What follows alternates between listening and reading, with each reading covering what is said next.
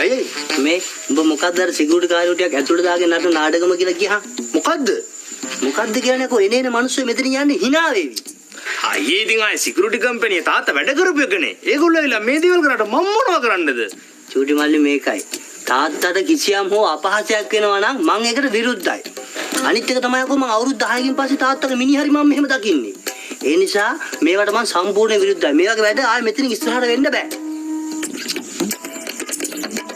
අයියේ මං කියන පොඩක් අහන්නකෝ අයියේ ඉතින් මලේ තාත්තා මලේ මෙහෙම.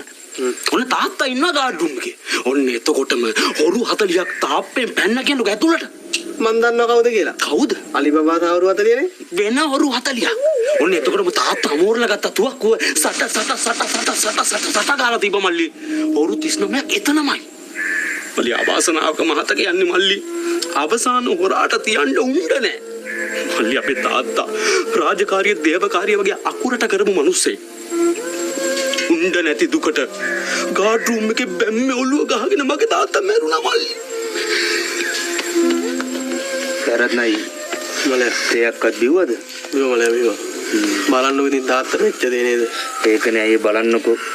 කුඩේ පැලනේ තාප්පෙන් එහා පැත්තට තාත්තා උඩ වෙඩි තියන්න ගිහිල්ලා තුවක්කුව ඇවිල්ලා හොම්බේ වැදිලා. වයසක මිනිස්සයානේ. එතනමයි. මම පොඩ්ඩක් අර පැත්තට ගිහින් එන්න.